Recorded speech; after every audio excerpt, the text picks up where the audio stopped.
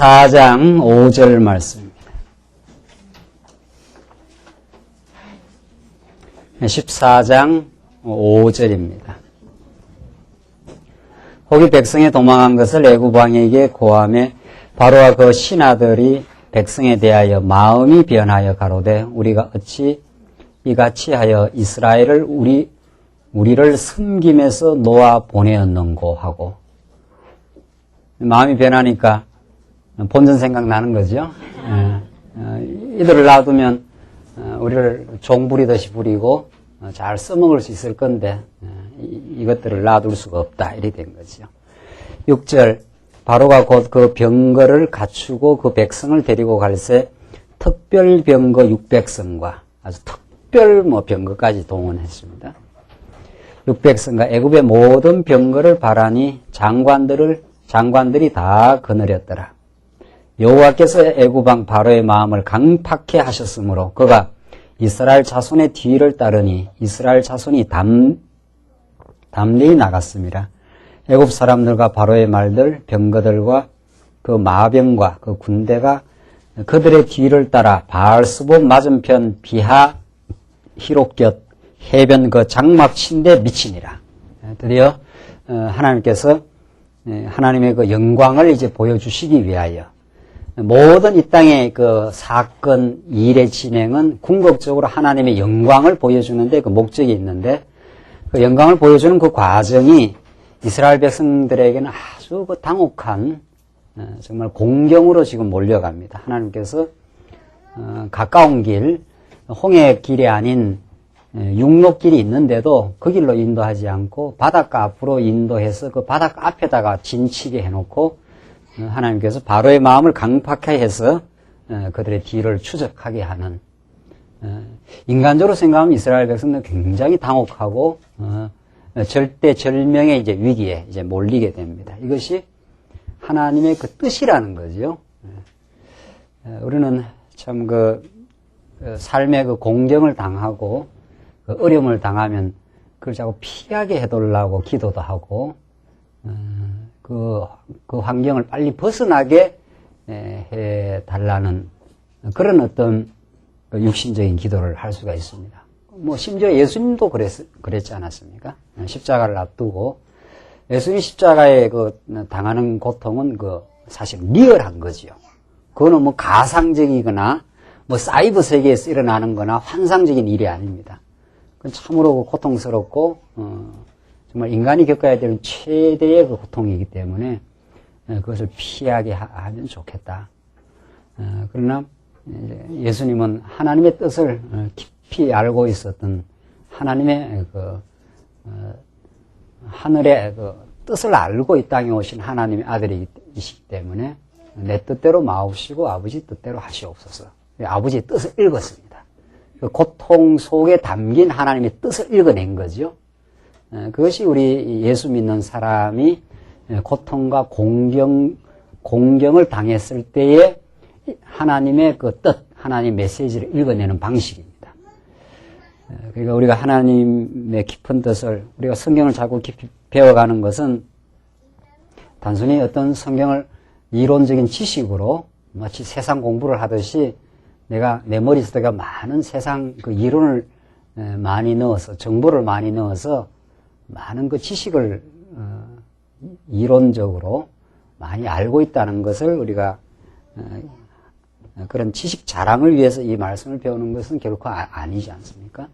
정말 하나님이 어떤 분인가를 깊이 알고 그 얼마나 광대하시고 능력 많으신 분이심을 우리가 참으로 깨닫고, 또 우리 삶을 일거수일투족을 인도하시되 때로는 앞에는 홍해 바다가 가로막혀 있고 뒤에는 정말 바로의 마음을 또 강팍하게 하신 분도 하나님이십니다. 이스라엘 백성을 그 바닷가라는 그 코스로 인도하신 분도 하나님이시고, 그렇게 해서 이스라엘 백성들에게는 아주 절대절명의 그 위기, 그 공경을 당하게 하신 분도 하나님이시고, 그 속에 하나님의 메시지가 들어있다는 거죠. 왜 그렇게 하나님께서 그렇게 하십니까? 왜 이렇게까지 나를 몰아서 힘들게 하십니까? 우리가 그 기도를 할 수 있는 거죠. 이래도 되는 겁니까? 이런 거죠. 그러나 그 속에 하나님의 기적의 역사, 이제 최종적인 그 승리의 역사, 이스라엘 백성들에게 보여주시는 하나님의 그 놀라운 그 영광의 그 선포 사건이 이 공경과 고난을 그치고 이루어지는 사건입니다. 그래서 우리는 고통이 오고 곤란을 우리 당할 때 그걸 자꾸 피하게 해달라 하지 말고 그 속에 있는 하나님의 뜻을 읽어내야 됩니다. 그게 무슨 뜻입니까? 이걸 통해서 하나님이 어떤 그 능력을 드러내시고 나에게는 어떤 것을 깨닫게 하시고 내가 전날에 내가 몰랐던 어리석은 죄악을 발견하게 하시고 내가 뭔가 할 수 있다고 하는 자만을 하나님께서 꺾게 하시고 이 고통을 통해서 엄청난 교육적 의미가 고통과 공경 속에 들어 있습니다. 사실은 고통을 피하게 해달라는 것보다도 이제 이 고통 속에 담긴 하나님의 뜻을 발견하게 하시옵소서. 이게 우리의 기도죠.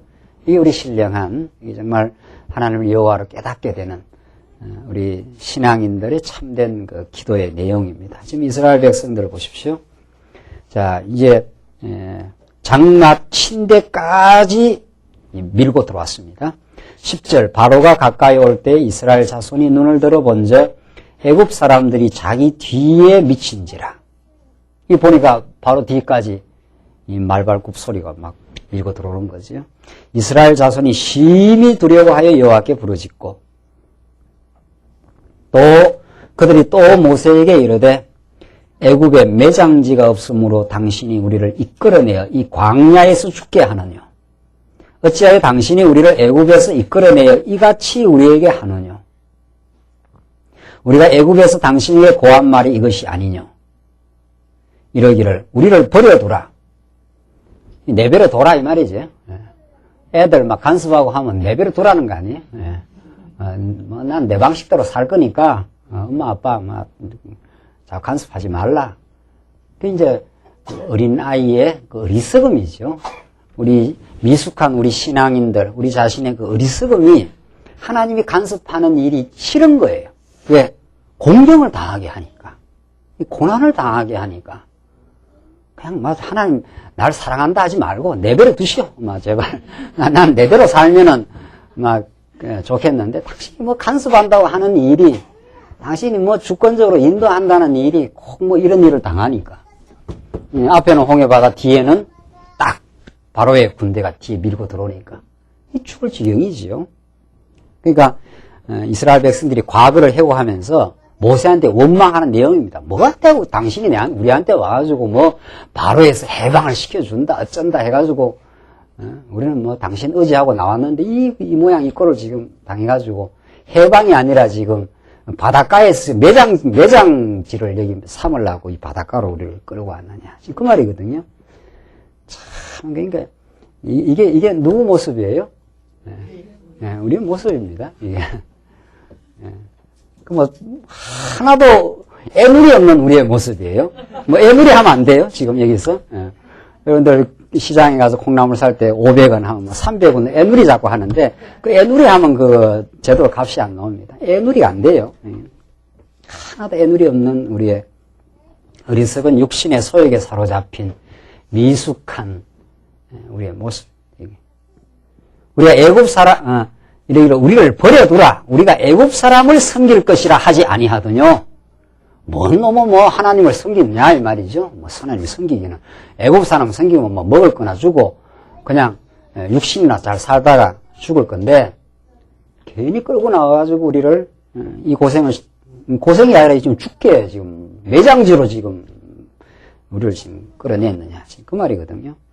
그러니까 하나님의 뜻과 인간 생각 이렇게 거리가 멉니다. 하나님의 뜻은 그건 아니거든요.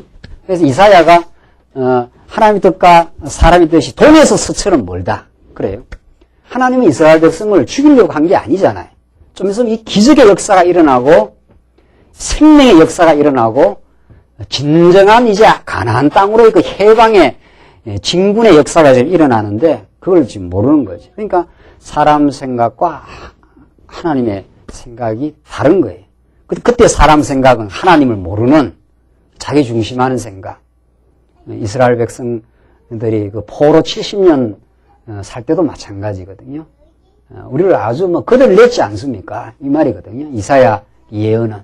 우리가 이제 나라가 뿌리가 다 뽑힌 나라고 절망이다 이 말이거든요. 하나님 뜻은 절망이 아니야 하고 하나님의 그 예언이 살아있고 하나님의 하신 그 작정과 언약이 하나님의 입에서 나간 말이 헛되이 돌아오지 않고 내가 너희를 반드시 70년 포로에서 해방시킬 것이다. 이게 이사야의 그 예언적 그 메시지 아닙니까? 그러니까 우리 인간은 하나님의 말씀으로 붙들지 아니하면 이럴 수밖에 없습니다. 애굽 사람을 섬기는 것이 광야에서 죽는 것보다 낫겠노라. 그러니까 하나님은 온데간데 없어요. 지금 이스라엘 백성들 눈앞에는 바다만 보이고 시퍼런 바다만 보이고 뒤에는 지금 바로의 군대만 보이고 곧 죽을 것 같고 그럴 바에야 애굽에서 지금 이방신 섬기는 게 더 낫게 생겼단 말이지. 이게 하늘로부터의 그 비전과 하늘로부터의 그 소망의 메시지를 잃어버린 인생. 이래도 공경이고 저래도 공경입니다. 이 인간은 이 땅을 쳐다보는 소망이 없어요. 하나님께서 또 그렇게 몰아갑니다. 너가 이 땅에서 소망을 찾겠느냐. 산 소망은 위로부터 내려오고 에스겔 선지자의 표현대로 하늘문이 열려가지고 하늘로부터의 우리의 살 길이 열리지 절대로 이 땅에 쳐다봐갖고는 소망이 없어요. 그러면 지금 이스라엘 백성들이 지금 말하는 대로 여기서 공경을 안 당하고 지금 모세가 이렇게 끌어내가고 여기서 죽는 장면까지 왔지 않았어요? 뭐 죽진 않아요. 죽을 것 같은 거지요. 그러니까 애굽에 돌아와서 애굽 사람 섬기는 게 이방 신들을 섬기는 게 더 낫겠다. 뭐 그러면 그게 나은 거냐 말이지. 이게 죄의 종로로 사는 건데 그 노예 근성이 지금 남아 있는 거지요. 그 자유를 하나님께서 주셔도 그 자유를 만끽하고 성장해야 진정한 자유를 느끼지. 어린아이는 자유를 줘도 자유를 충분히 만끽 못합니다.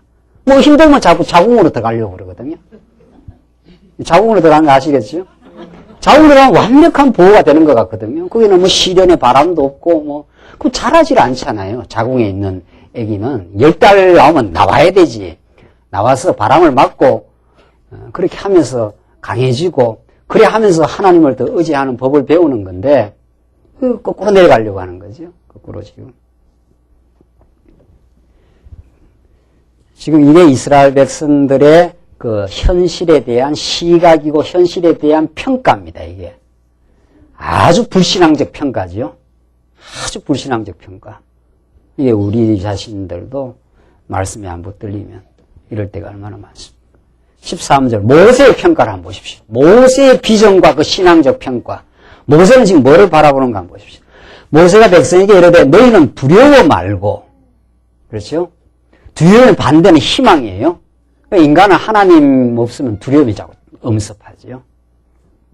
두려워 말고 가만히 있어서 여호와께서 오늘날 너희를 위하여 행하시는 구원을 보라.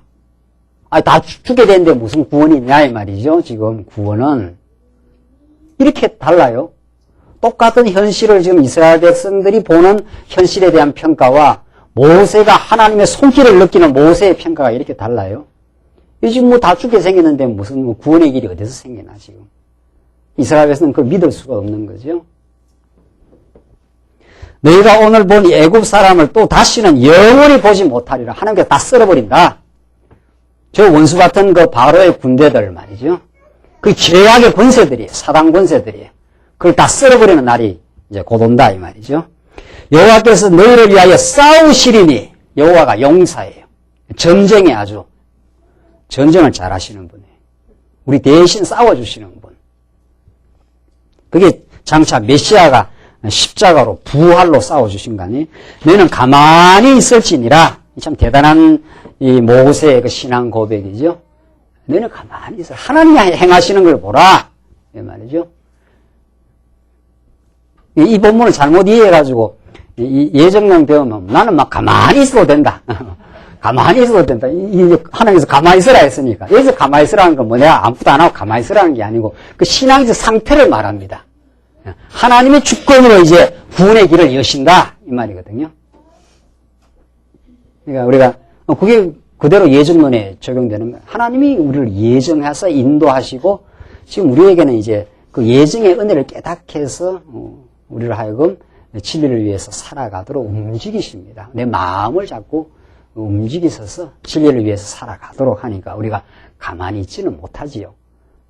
자꾸 하나님의 말씀을 추구하게 되고 또 하나님을 의지하게 되고 또 진리를 위해서 살게 되고 여기서 가만히 있을지라는 것은 그 신앙의 상태를 말해요. 뭐 행동이 가만히 있으라는 뜻이 아니고 하나님이 이제 행하신다. 그 하나님만 의지하라. 지금 그 말이죠. 하나님이 약속하신 분인데 너희들 여기서 그냥 내장지로 삼지 않아. 그게 참 달라요. 시각이 너무도 달라요. 이 보이는 현실은 죽은 거예요. 보이는 현실은. 근데 이 앞에는 홍해 바다가 있고 뒤에는 지금 바로의 이 무서운 바로의 군대들이 오는데 두렵지 않나요? 지금. 참 우리에게 그렇게 신앙이 필요합니다. 우리는 예수 그리스도가 너무도 필요한 존재들이고 이 삶의 현실은 여전히 문제와 여전히 그 두려움으로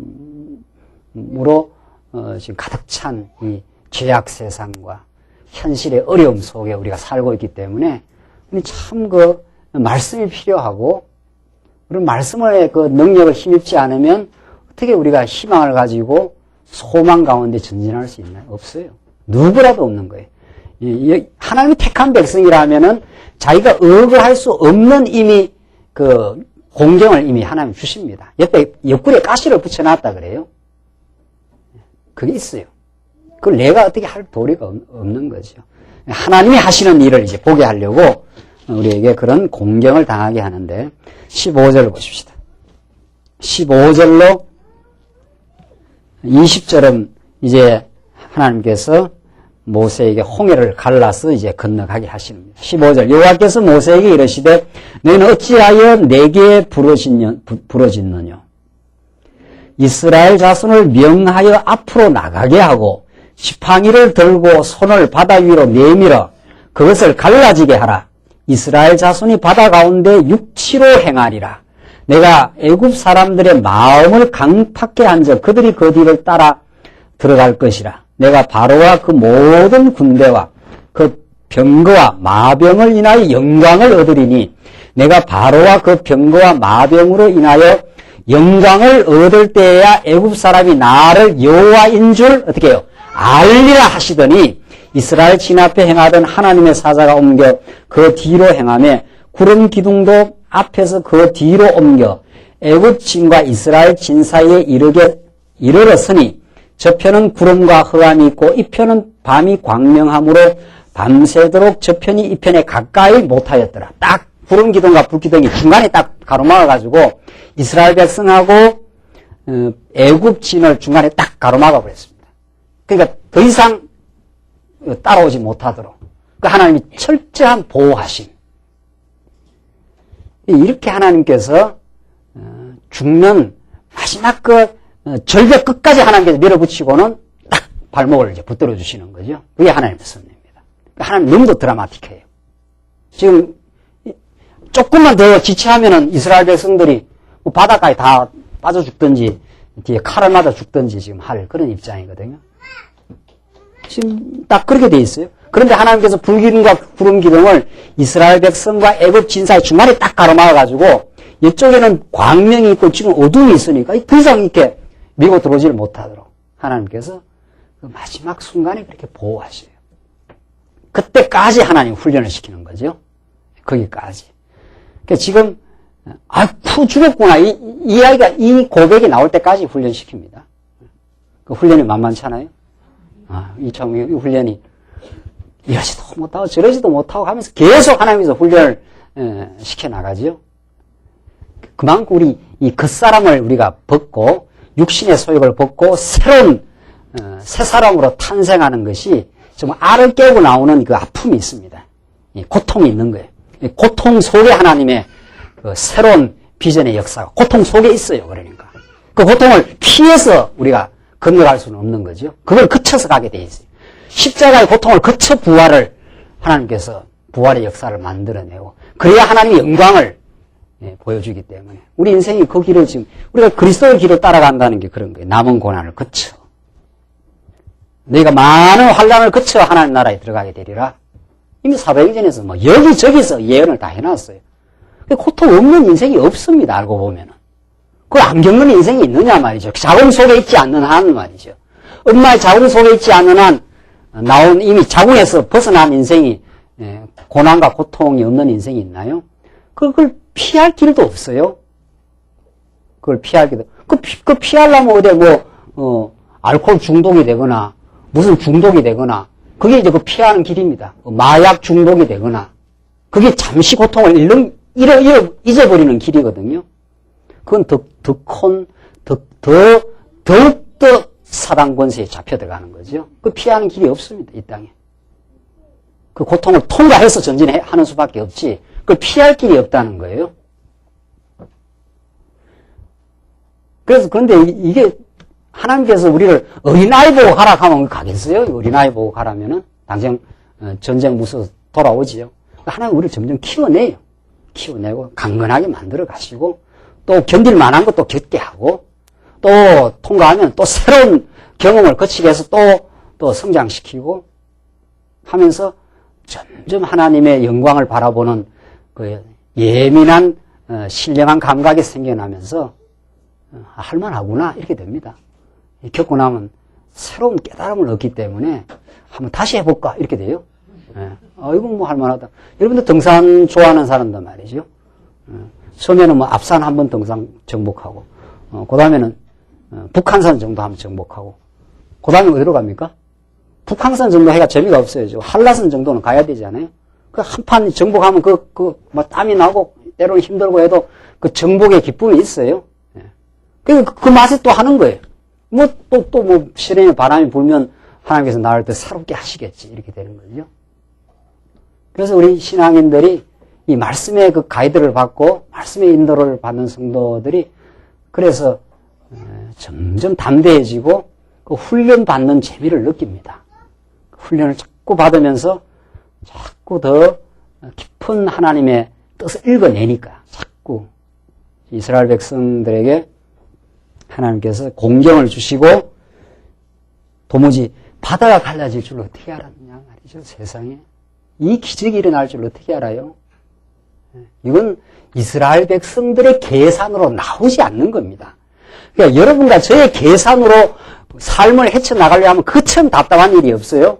내 계산으로 답이 안 나올 때 하나님의 계산이 나와요. 그게 예언자의 하늘로부터의 비전이거든요. 이스라엘 백성들이 어떻게 바벨론에서 나올 수 있느냐 말이죠. 그 절대 강자인데, 그 당대. 바벨론은, 그 주변들은 다 조물아기들이에요. 바벨론은 절대 강자, 절대 권력이에요. 하나님께서 바사왕 고레스를 등장시키는 건 예측할 수 없어요.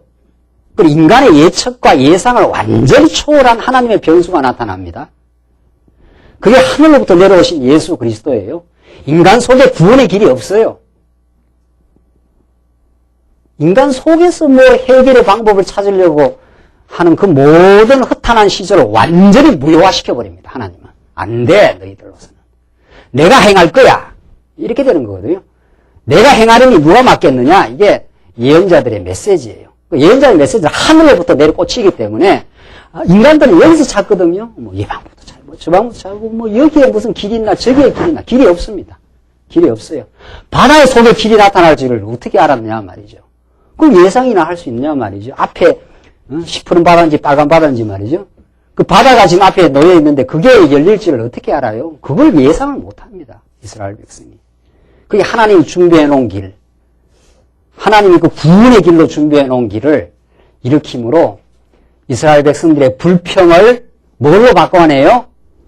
놀라운 찬양으로 바꿔내. 이야, 내가 어리석었구나 말이지. 이 길을 하나님께 준비시켜 놓았는 줄 모르고 내가 모세를 원망하고, 모세를 원망한 게 누구를 원망한 거예요? 좀 있으면 나옵니다, 이제. 좀 있으면 나와요. 모세가 너희들이 나를 원망한 게 아니고 하나님을 원망한 거다고 이제 하나님, 모세가 콕콕 집어줘요. 이스라엘 백성들 어리석음을 찍어주는 거지요. 우리의 어리석음을 먹고 지혜가 자랍니다. 고통을 통과해서 환희의 세계로 전진하고. 그걸 피할 길이 없는 거예요. 그러니까 우리가 어리석은 걸 우리 어리석은 걸 감출 이유가 없어요. 하나님 내가 어리석습니다. 나에게 지혜가 없습니다. 이게 우리 기도 아니냐 말이죠. 하나님, 내가 참 내 방법으로는 안 됩니다. 그게 우리 기도입니다. 우리 간절한 기도는 그 지혜를 강구하는 겁니다. 궁극적으로. 모든 기도는. 내가 어리석어서 내 오늘 삶을 긍정적으로 해석할 수가 없습니다. 나에게는 원망과 불평이 많습니다. 어떻게 해야 될지 내가 방법을 모르겠습니다. 하나님 지혜를 주시고 이 삶을 하늘의 뜻으로 해석하게 하시고 이걸 통해서 나를 성장시켜 가고 계시는 하나님을 깨닫게 하시옵소서. 이게 우리의 지혜거든요. 이게 성경이 하나님의 지혜 덩어리 아닙니까? 그런데 성경을 어떻게 생각하십니까? 이 성경이 도대체 어떤 책이라고 생각하느냐 말이죠. 이걸 먹지 않고 이걸 우리가 알지 않으면 우리는 어리석은 덩어리예요. 우리는 그야말로.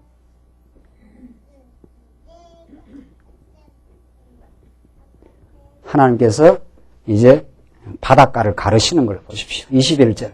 모세가 바다 위로 손을 내어 민대 여호와께서 큰 동풍으로 밤새도록 바닷물을 물러가게 하시니 물이 갈라져 바다가 마른 땅이 된지라. 이스라엘 자손이 바다 가운데 육지로 행하고 물은 그들의 좌우에 벽이 되니 애굽 사람들과 바로의 말들 병거들과 그 마병들이 다 그 뒤를 쫓아 바다 가운데로 들어오는지라. 새벽에 여호와께서 불기둥 구름기둥 가운데서 애굽 군대를 보시고 그 군대를 어지럽게 하시며 그 병거 바위를 벗겨서 달리기에 극난하게 하시니 애굽 사람들이 가로되 이스라엘 앞에서 우리가 도망하자. 여호와가 그들을 위하여 싸워 애굽 사람을 치는도다. 하나님이 군사가 돼가 용사가 돼서 어둠의 권세들을 다 지금 괴멸시켜버리는 예수 그리스도야말로 진정한 군사예요. 용사예요. 사단 군사를 십자가에서 완전히 괴멸해버리고 우리를 건져서 부활의 새 생명으로 우리를 인도해내신 분이에요. 이 길이 열린 거죠. 이 길이. 이게야말로 하나님이 일으키신 구원의 길이고 기적입니다. 이스라엘 백성들이 상상할 수 없는 일이 일어나요. 언제나. 여기에 우리가 하나님을 의지하고 현실의 답답함 속에서도 바울이 그래요. 답답한 일을 당하여도 마음이 답답지 않다 그래요. 그거 이상하잖아요. 현실은 답답한 일인데 바울이 그렇게 표현해요. 내가 우겨쌈을 당하여도 우겨쌈을 당하여도 마음이 답답지 않다 그래요. 현실은 꽉꽉 들어차 있거든요. 바울 주위에는 바울 죽이겠다고 결사대가 조직되어 있고 가는 곳곳마다 지금 유대인들이 선동해가지고 바울을 핍박하고 어려운 일이 참 많은데도 바울이 그 우겨쌈을 당했는데 하나님이 그 가운데 보호해 가시고 그 가운데 피할 길을 또 허락하시고 또 그 가운데 하나님의 뜻을 발견하게 하는 하나님의 섭리를 바울이 배워갔기 때문에 그렇게 배우는 게 그렇게 중요해요. 우리는 모든 범사를 통해서 하나님을 배워가요. 어떤 일도 하나님 배운다는 메시지가 들어있어요. 이건 뭘 어떻게 날 배우게 하시나. 이런 어떤 하나님의 그 은혜를 더 깨닫게 하고 배우게 하시느냐. 그래서 온 우리 성도는 우리 기독교 교육학에서 제가 목사도 가르치면서 배웁니다. 목사는 근본적으로 가르치는 자가 아니에요.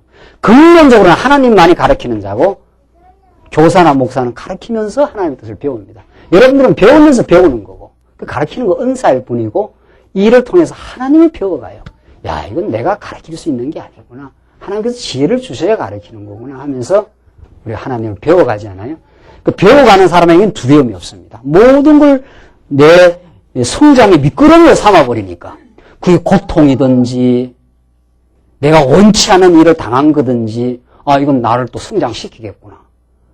이 대긍정의 삶이 그 배우는 데 있어요. 그 사람이 성장을 하는 거예요. 그 사람이. 그 당하는 일마다 배우지 못하는 사람은 맨 쪼그라드는 거지. 그 자리에 있거나 퇴보하거나 그렇습니다. 퇴보하거나 배우지 못하는 사람은.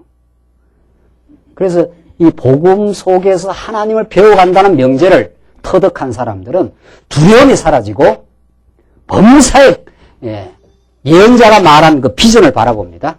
하나님께서 바벨론에 집어넣은 것도 배우게 하시는 일이다. 이렇게 되는 거죠.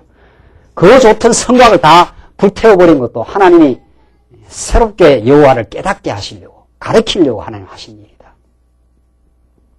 그러니까 현실 너머에 하나님의 손길을 바라보는 그 신앙의 시각이 열립니다. 이는 어떤 세상 교육도 우리에게 줄 수가 없어요. 이 성령이 하시는 교육으로만 하늘로부터 내려오신 성령이 그 약속된 성령이 우리에게 가르쳐 주시는 진리의 인도입니다. 그러니까 이 교회가 보통 학교냐 말이죠. 교회가. 그래서 이 성도 대학 이 학교 아니에요. 학교. 이 성령의 학교예요. 김 목사가 학장이 아니에요. 그 이름만 하나 붙여놓은 거지. 김 목사님 너는 가서 가르쳐. 출애굽기 오늘 가서 하고 와서 가르치는 거지. 진짜 학장은 성령 하나님께서 학장이 되셔서 여러분과 저를 지금 큰 배움으로, 저는 우리 대학을 참 좋아하는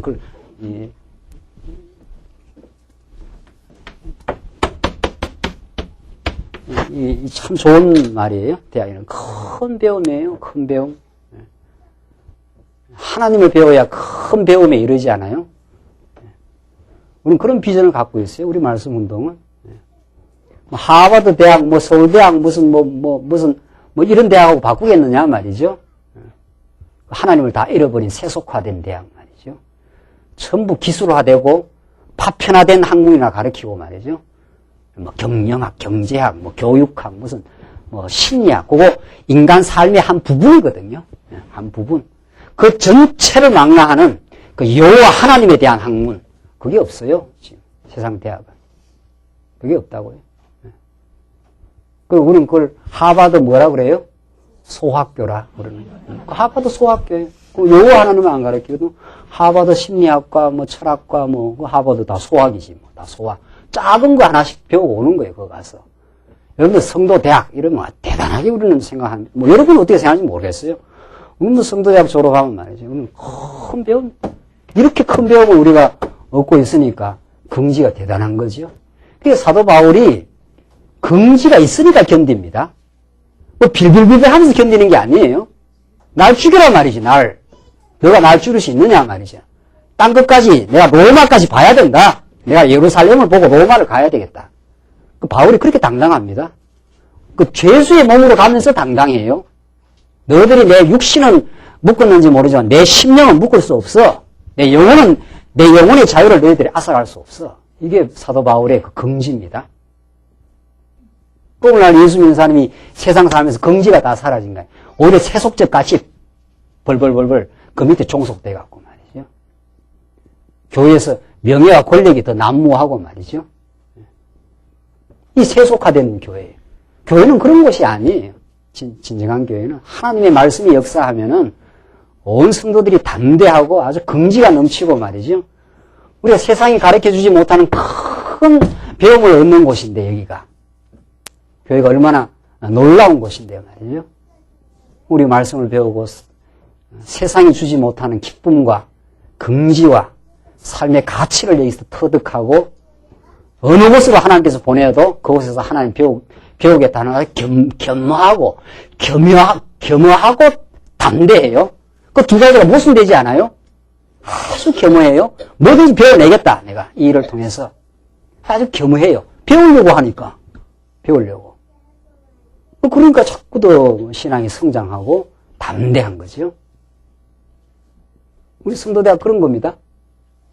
그렇게 이해를 하십니까? 네, 그렇게. 아이고, 사람 몇 사람 와갖고, 무슨 놈은 또 하버드 소학교 나오고, 자가 과대 망상증에 빠져갖고 말이지.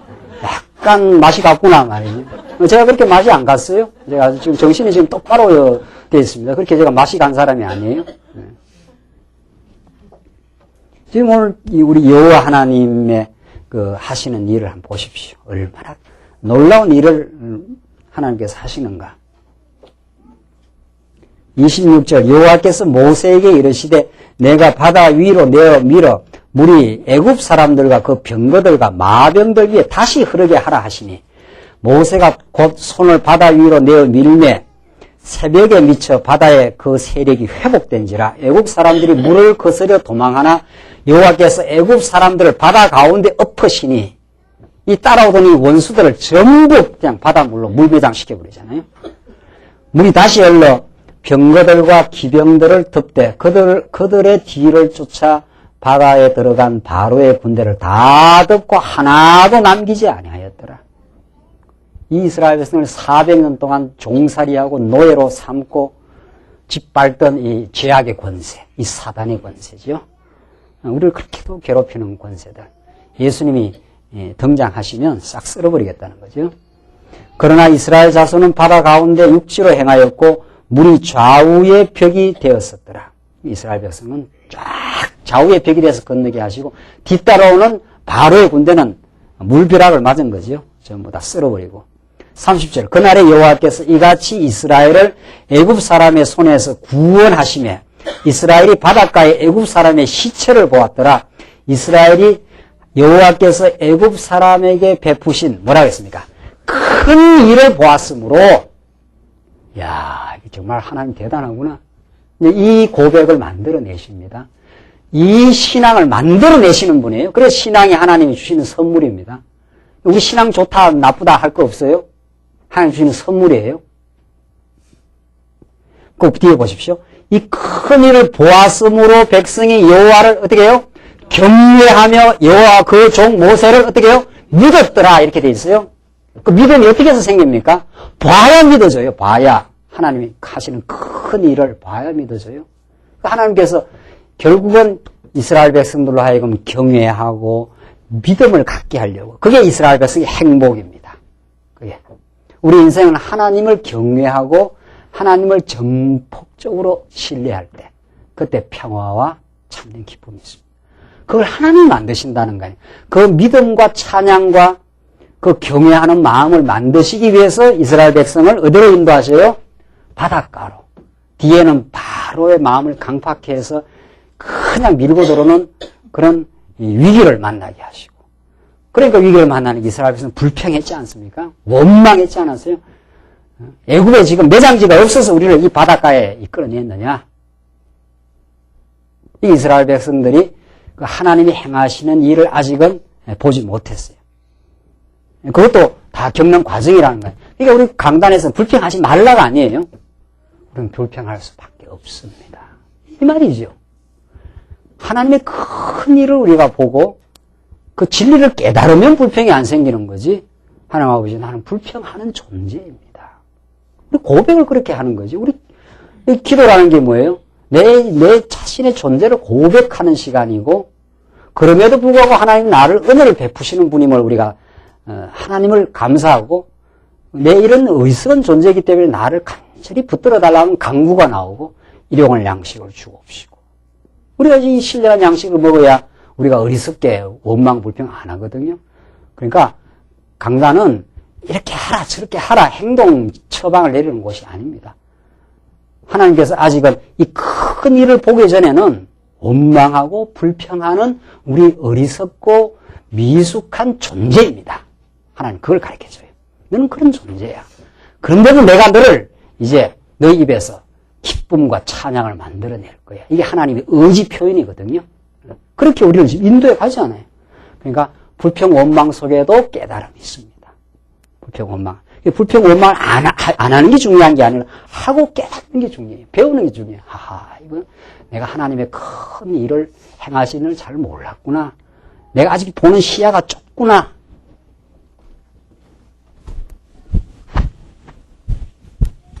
이거 굉장히 중요한 포인트입니다. 오늘 강단에서 자꾸 범사에 감사하라, 기뻐하라, 불평하지 말라. 아니에요. 그건 단마디로 성경을 왜곡해서 전달하는 거예요. 왜곡해서. 불평을 거쳐 어떻게 해요? 감사하는 인생으로. 그 전부를 하나님이 주관하십니다. 무슨 말인지 아시겠습니까? 불평하지 말라가 아니에요. 어떻게 사람이 불평 안 하고 원망 안 하고 삽니까? 그걸 하고 깨닫고 하나님을 배우게 됩니다. 그 과정을 거친다는 거예요. 그 과정을. 그러니까 우리가 성장하는 이 그림을 이렇게 늘 그리지 않아요? 그러니까 우리가 시야가 좁을 때는 우리가 아직 하나님을 그 깊이 모를 때는 시야가 좁으니까 요만큼만 내 안목에 들어오는 거지요. 요 정도만 하나님이 행하시는 걸 봐요. 이 너머에 하나님이 준비하시고 더 너머에 하나님께서 홍해바다를 이미 갈라내고 그 구원의 역사를 만드실 그 하나님을 깊이 모르는 거죠. 그러니까 눈앞에만 보는 거죠, 지금. 그게 우리 인생이에요. 그렇다는 걸 고백하는 게 중요해요.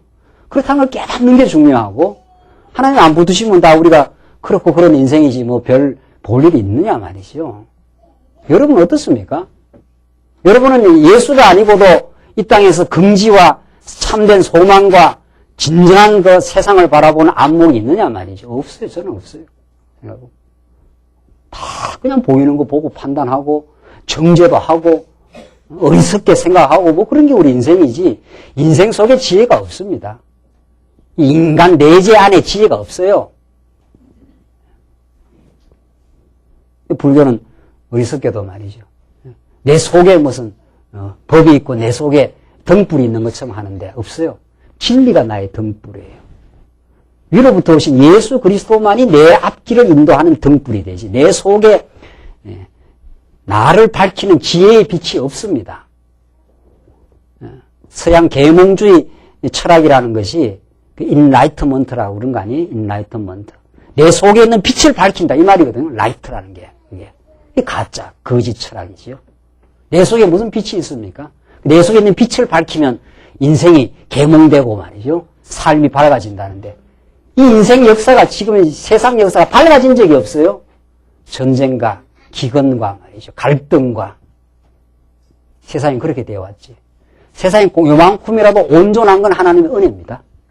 만약에 제약대로 그대로 갚아버렸으면 뭐 모조리 다 어둠으로 지옥으로 들어가야 돼요. 이만큼이라도 그냥 이렇게 세상이 진행되는 건 하나님이 택한 백성을 위하여 아브라함을 생각하사 뭐 롯을 조금 살려놓은 것 뿐이에요. 우리 안에 지혜가 없습니다. 그래서 우리는 간절하게 지혜를 원하는 사람. 간절히 지혜를 사모하는 인생이 돼요. 정말 하나님을 아는 지혜를 허락하시옵소서. 그래야 내 삶 속에, 내 삶의 고통 속에 담긴 메시지, 하나님의 그 메시지를 읽게 하시옵소서. 내 눈을 더 크게 떠서 훨씬 더 넓은 하나님의 그 길을 보게 하시고 내 삶을 인도하게 하시옵소서. 이게 우리 간절한 기도입니다. 언약을 믿는 우리 성도가 정말 그 언약을 붙들고 기도한다는 말이 그 말이. 언약의 말씀 속에서만 우리 삶의 지혜가 있으니까. 하나님께서 이스라엘 백성들에게 경외하는 마음과 이 믿는 마음을 주시려고 그래서 진정한 행복한 길에 이르게 하시려고 하나님을 아는 것으로 참 행복을 얻게 하시려고 이스라엘 백성을 바닷가로 인도하시고 뒤에 바로의 군대를 밀어붙여가지고 이스라엘 백성들 아주 공경을 당하게 해서 원망 불평이 다 터지게 만들어버려가지고 그들의 어리석음을 다 발견케 하게 하시고 그런 다음 그들에게 기적의 역사를 일으키고 하늘로부터 새로운 길을 열어서 이게 하늘로부터 온 메시아의 길이 아닙니까? 홍해를 가르는 홍해를 바다를 이스라엘 백성이 걷는 것을 세례받았다 그러지 않아요? 고린도서에서 예수 그리스도가 내 대신 죽고 내 대신 살아남으로 우리가 삶의 새로운 길이 열린 거거든요. 이제는 오늘의 공경, 오늘의 진퇴양난, 내가 어찌할 수 없음, 그야말로 가장 하나님을 잘 배울 수 있는 길입니다. 밤이 짙고 짙으면 이제 빛이 다가와요.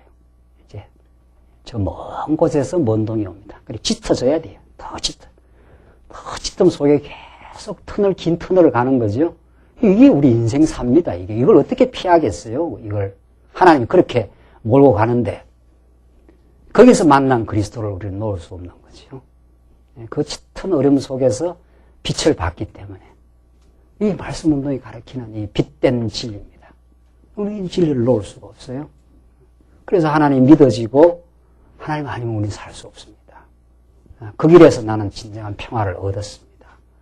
이게 지금 하나님이 이스라엘 백성들을 하나님이 경외하게 만드는 방법, 하나님 믿게 하는 방법입니다. 이게 긍정적인 결과를 만들어냈어요? 안 냈어요? 냈지 않았어요? 이 어려움과 곤경이 결국은 하나님 여호와를 경외하고 그를 믿게 되는 이 믿음의 선물을 만들어내시는 그런 하나님의 작품입니다. 이게 우리 인생이 정말 하나님께서 이런 형편없는 작품, 우리는 아주 처음에 예수 믿기 전에 작품 이게 보잘것 없어요. 이걸 다듬어내고 이걸 만들어내가지고 정말 부활하신 그리스도의 형상을 닮은 신앙인으로 우리를 지금 아주 달구어내는 당금질을 지금 하고 있어요. 집어넣었다 뺐다 집어넣었다 뺐다 하면서 그 소망이 있는 거 아니에요, 우리는. 뭐 겉으로 무슨 소망이 생겨서 소망이 있는 게 아니에요. 15장 봅시다. 어떤 그 찬양을 터지게 하는가 보십시다. 이 찬양 참 놀라운 찬양인데, 이때 모세와 이스라엘 자손이 이 노래로 여호와께 노래하니 일렀으되 내가 여호와를 어떻게 해요? 찬송하리니. 이 하나님의 이 기적 같은 역사, 이 위기를 만나게 하고 하나님께서 만들어낸 역사, 이것이 이스라엘 백성 입술에서 이 열매로, 입술의 열매인 찬양을 터지게 하시는 하나님. 이 찬양은 하나님 만들어낸 작품이에요. 최고의 작품이에요. 인생으로 하여금 절정의 행복을 누리게 하는, 그는 높고 영화로우신 분이, 영화로우시며 말과 그 탄자를 바다에 던지셨음이로다. 여호와는 뭐라고요? 나의 뭐예요? 힘이요. 그만이 우리의 힘이란 말이죠. 그만이 내 인생을 지금 지탱하게 하고 살게 하고 기동하게 하고 존재케 하고 영혼의 길로 지금도 한 걸음 한 걸음 인도하게 하시는 힘이라. 그를 의지해야지 누구를 의지하겠냐 이 말이죠. 지금 이걸 이스라엘 백성이 깨달았지 않았어요. 이 찬양 속에 하나님을 발견했어요. 죽었다 싶었는데 말이죠. 원망하고 불평했었는데 그게 아니었구나. 언제나 교육은 지나고 나면 어때요? 아하 이렇게 돼요. 그게 아니었구만. 아니었습니다. 내가 하나님을 몰라봤습니다. 이게 회개입니다. 회개. 메타노예야 하는 그 회개라는 어원이 지나고 나니까 알겠습니다. 이 말이거든요. 그 깨달음이 계속 우리 반복됩니다. 그게 우리의 삶을 굉장히 약동하게 하고 생동하게 해요. 내가 참 이렇다고 생각했는데 알고 보니까 이렇게 됐습니다. 이 말이거든요. 이게 아니다. 이래서는 안 된다. 이건 완전히 내가 망하는 길이다 생각했는데 알고 보니까 하나님이 그게 나를 나대게 하는 길이었습니다. 이 말이거든요. 우리 삶의 회개는 계속 반복됩니다. 그 반복하면서 우리가 신앙이 성장해요. 그 경험을 여러분들이 하시는 게 중요하죠. 그걸 하나님이 교육자예요. 김 목사가 교육자가 아니에요. 저는 하나님이 시키는 일을 그냥 말씀을 전가하는 거예요. 진정한 교육은 하나님이 여러분의 삶의 마디마디마다 시키고 있어요. 전에 이렇게 생각했는데 이게 부정적이라 생각했는데 지나고 나니까 아하 이렇게 나를 키우시려고 그랬습니다. 그런 거 아니에요? 여호와는 나의 힘이시요 노래이시며 노래방 가서 노래 잘 불렀는데 위에선 때 노래방 가서 노래도 잘하고 춤도 잘 췄다는 거예요. 그것도 괜찮아요. 그러니까 그것도 다 그 찬양을 부르기 위한 준비라 이렇게 보면 되겠죠. 찬양을 그러니까 진짜 노래는 새 노래가 우리의 진짜 노래. 그거는 이제 한번 기분 전환 정도로 하는 거고 이제 진짜 노래가 남아 있어요. 우리 인생이 부를 진정한 노래. 여호와가 나의 노래시며 노래가 있는 인생. 아주 좋은 거예요. 노래가 없는 인생이란 건 우울하다 그 말 아닙니까? 노래가 없다는 말은 그 노래방에서 한판 하는 거는 그래도 이렇게 기분이 좋다 이 말이거든요. 그 정도 일반 계시로 보면 돼요. 그 정도로 보면 되는데 그걸 이제 뛰어넘어 진정한 새 노래를 우리 입에 담겨주셨다고 시편에 새 노래를 부른다 그래요.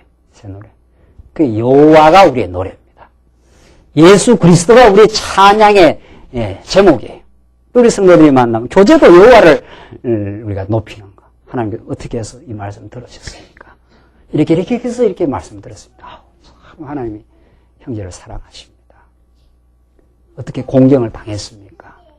그 속에 참 힘들겠습니다. 일단 위로를 하고 하나님의 어떤 메시지가 있어 보입니다. 같이 기도하고 이 속에서 하나님의 뜻을 찾도록 하십시다. 이게 다 이 하나님을 지금 노래하는 거거든요. 하나님을 지금 부르는 거예요. 꼭 찬양대에서 노래를 불러야 찬양만이 아닙니다. 삶의 곳곳에서 하나님의 인도와 보호하심, 그리고 하나님 나를 지금 지키고 계심, 내게 하나님의 그 능력을 깨닫게 해서 하나님을 마음껏 노래 부르게 하는 것, 여호와에 대한 노래. 이것이 우리 마음속에 있는 사람은 지치지 않고 의연하고 세속적 가치에 휘둘리지 않고 그 노래가 있기 때문에 그 기쁨과 그 가치를 누리고 있기 때문에. 그러니까 정말 기독교는 누리는 생활입니다. 복음을 누릴 때 내 허탄한 육신의 소욕이 버려진다는 거 아니에요? 내가 누리지 못하면 그거 꼭 붙들고 있습니다. 그러니까 버리라고 하지 않아요. 여러분들이 복음을 붙들고 복음을 사랑하고 그리스도를 만끽하면 그 그리스도의 은혜를 깨달으면 내가 지금 꼭 붙들고 있던 것들을 손을 놓고 점점 더 자유로워지고 해방의 기쁨을 우리가 얻게 됩니다. 이 찬양을 하나님 만드신 거죠, 도대체. 이걸. 그는 나의 하나님이시니 내가 그를 찬송할 것이요. 내 아비의 하나님이시니 내가 그를 높이리로다. 원래 높아요. 하나님 너무 높은데 어떻게 본 거예요?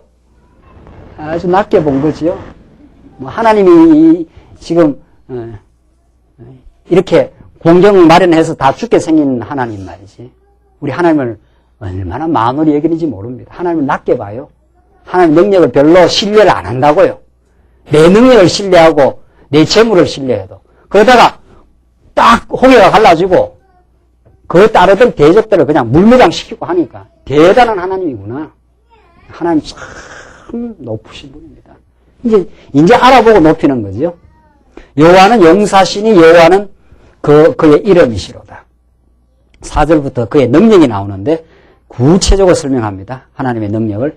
그가 바로의 병거와 그 군대를 바다에 던지시니 그 택한 장관이 홍해에 잠겼고 큰 물이 그들을 덮으니 그들이 돌처럼 깊음에 내렸도다. 참 하나님의 능력으로 그 원수들을 다 깊음 속에 다 내리게 해버렸다.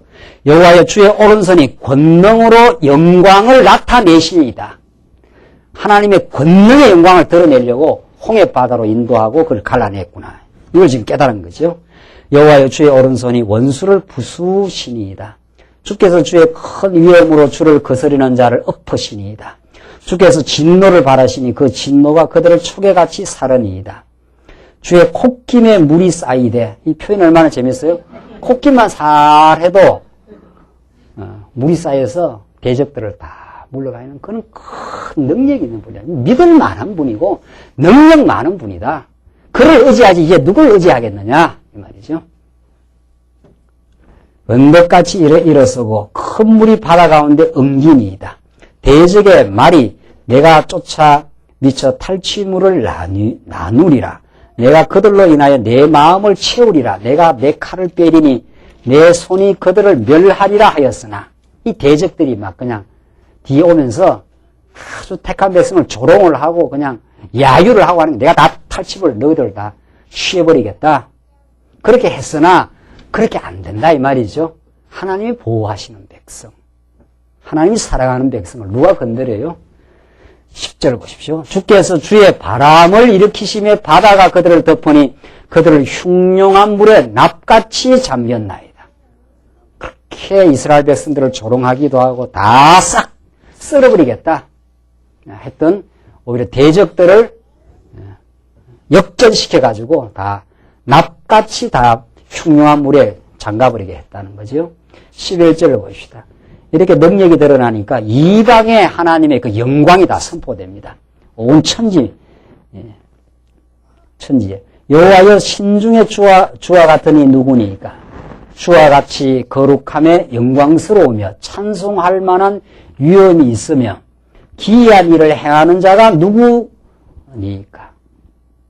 신중에 우리 하나님과 비교할 수 있는 그런 그 신이 있느냐? 다 가짜들이다. 하나님만이 절대적인 하나님의 존재이시다. 이걸 이스라엘 백성들이 깨닫습니다. 12절 주께서 오른손을 드신 즉 땅이 그들을 삼켰나이다. 주께서 그 구속하신 백성을 은혜로 인도하시되 주의 힘으로 그들을 주의 성결한 처소에 들어가게 하시나이다. 열방이 듣고 떨며 블레셋 거민이 두려움에 잡히며 에돔 방백이 놀라고 모압 영웅이 떨림에 잡히며 가나안 거민이 다 낙담하나이다. 이렇게 됐습니까? 안 됐습니까? 이렇게 됐죠? 가나안 거민. 그러니까 나중에 그 여호수아가 정탐꾼을 보내니까 여기 가나안 땅에 있는 사람들이 무슨 소식을 들었습니까? 이 홍해 바다를 마른 땅처럼 하나님께서 건너게 하셨다. 여호와가. 이 신이 이 대단한 신이라는 것이 천지 모든 영역 이방 땅에 다 하나님의 그 능력의 소문이 다 퍼져나간 거죠. 그러니까 가나안 땅 입성할 때 다 간담이 다 녹았다 그러지 않았어요? 간담이. 그러니까 하나님의 영광은 이 예배당 안에만 있는 게 아닙니다. 예배당 안에 있는 게 아니에요. 여러분의 삶의 현장에 우리가 가보지 못한 저 우주 만물 끝에 어디라도 하나님의 영광이 드러나지 않음이 없어요. 그 영광을 보는 이제 안목이 우리에게 자꾸 열리는 거죠. 영광을 보는 학문의 세계에도 예술의 세계에도 우리의 삶의 현장에도 우리가 고통받는 처소에도 하나님의 주권적 영광이 함께해서 우리를 다듬어내시고 우리를 지금 훈련시키시고 궁극적으로 그의 영광을 찬양케 하도록 하나님은 지금 우리의 삶을 인도해 하십니다. 하나님의 그 능력이 이방 열방들이 듣고 지금 뜬다는 거 아니에요? 16절 놀람과 두려움이 그들에게 미치며 주의 팔이 큼을 인하여 그들이 돌같이 고요하여 싸우되 여호와여 주의 백성이 통과하기까지 곧 주의 사신 백성이 통과하기까지였나이다. 17절로 18절은 앞으로의 미래를 미리 예언적으로 말하는데 이 찬양 속에서 주께서 백성을 인도하사 그들을 주의 기업의 산에 심으리이다. 나오잖아요. 이 가나안 땅에 반드시 가게 되어 있다고 이미 찬양 속에 홍해를 건너고 어디에 갈 것을 약속의 땅. 주의 기업의 산에 하나님이 백성을 인도할 것을. 그러니까 하나님을 한번 깨닫고 나면 비전이 생겨요. 언제나. 우리 택한 백성에게는 소망이 생겨요. 소망이. 어둠을 한번 돌파하고 고통을 한번 치르고 얻어낸 그 신앙은 반드시 미래를 새롭게 봅니다. 그래서 미래를 힘있게 도전해 들어가요. 하나님께서 우리를 아주 여기서 머물게 하지 않는다. 여기서 좌절로 끝내지 않는다. 좌절을 거쳐 하나님을 배우게 되면 그다음 새로운 하나님을 더 배울 수 있다고 하는 앞으로 우리를 전진시킨다고 하는 미래에 대한 확고한 그 비전을 주십니다. 이게 오늘 본문의 17절이 그렇게 되어 있죠.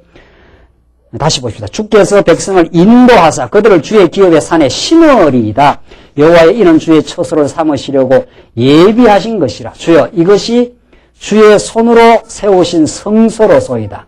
여호와의 다스리심이 영원 무궁하시리로다. 이 영원까지 내다보지 않아요?